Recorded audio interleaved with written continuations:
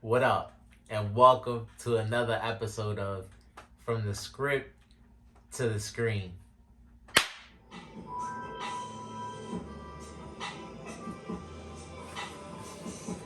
The Hell's Paradise edition.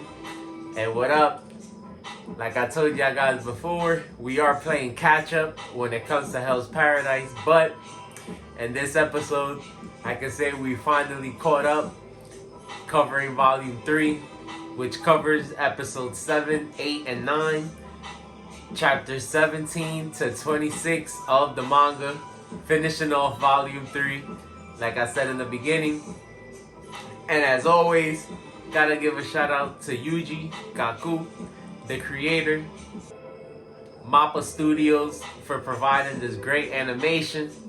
And as always, gotta give the quick disclaimer, we will be talking about the episode, so spoilers, don't want to spoil anybody. If you haven't seen the stuff yet, probably want to catch up. And with that being said, like I said in the other episode, we're finally starting to get more information as the characters come along and start making their way through the forest.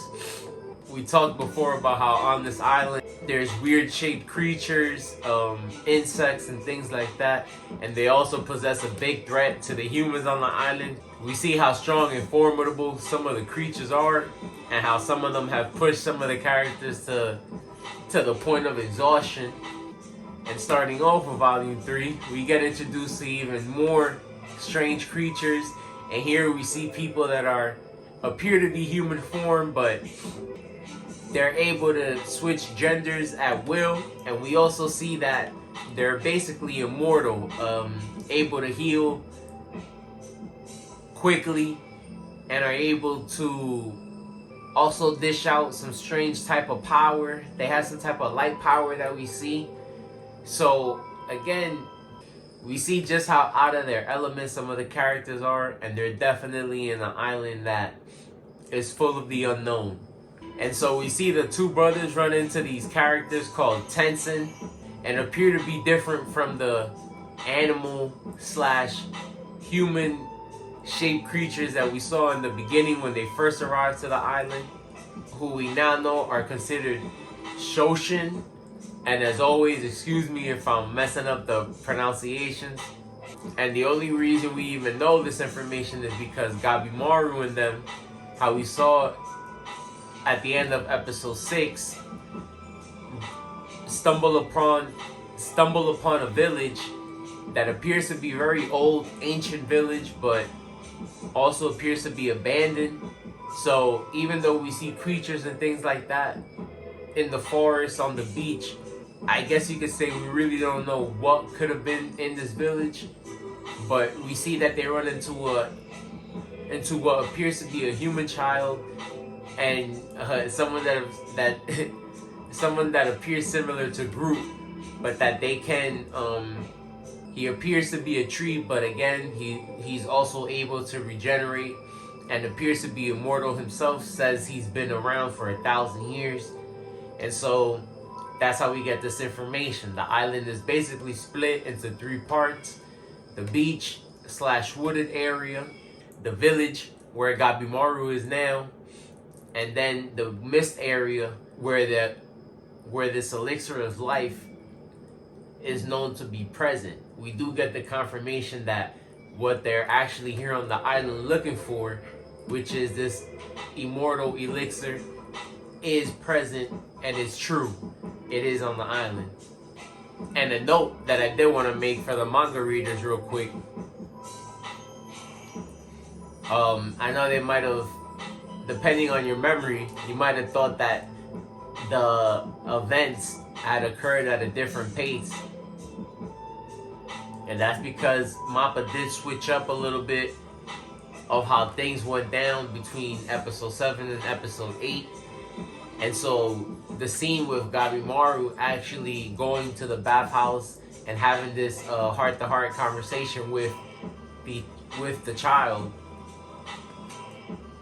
With the child May, all those events happened after the touching scenes between Tenzin and Shion, who are the two executioners we spent time with in episode 8. So they did change the order of those events, but again, it's something Mappa's been doing with their other series, but I'm never mad at it because they do just happen to find the perfect slot to fit in. So I'm not mad with the order. And so, of course, speaking of episode 8, one of my favorite moments of volume 3 for sure. A very commendable scene.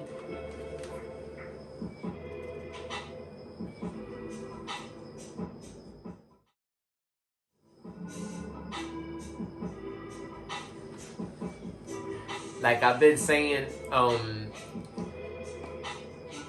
the characters are definitely going up against it being on this island.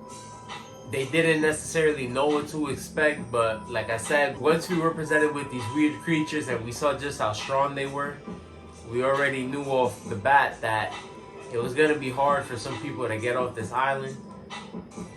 And now, with the introduction of these Tenzin, we know that the humans have an even harder battle. And so I respect the fact that at this point, Tenzin knew that he didn't really have a chance against this creature. Maybe under different circumstances, they might have been able to have a more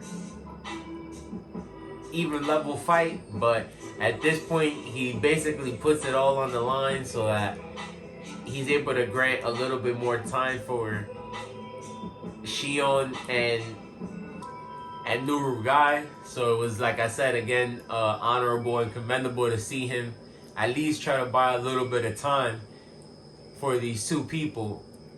And seeing as we learned a little bit about him just before this happened, we see that he was somebody that wasn't really about helping people. He was a kid from the street, so he wasn't the type of person to lend a helping hand to somebody else. But through the guidance and the upbringing of Shion, we see that those things change. So again, it was cool to see that in his last moments, he definitely became a changed person, somebody for the better, his master would think. So, dope episode.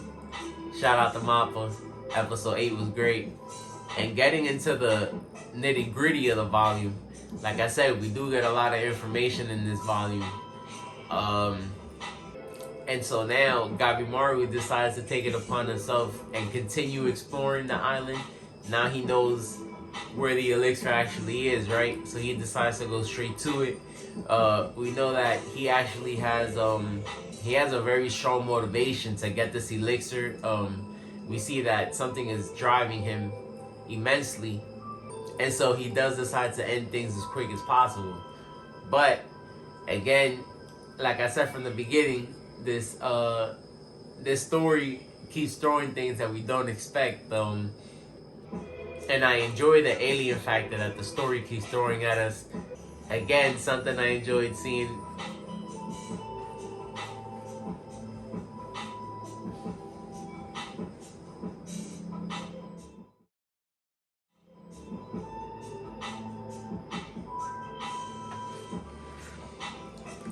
If you've seen episode 9, we know that Gabimaru runs into a Tenzin himself. It's the same Tenzin we saw before that literally in episode 8 was just fighting with Shion and Tenzin. So we see that this person is definitely running around being some type of security. So now this is two groups of Tenzin that we've seen. The two brothers ran into a different type of Tenzin than Gabimaru did, and we find out that the two brothers did survive.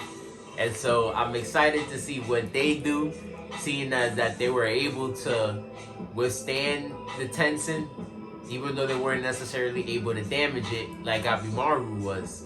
Which is why we end up seeing another level, or you could say a power-up of the Tenzin.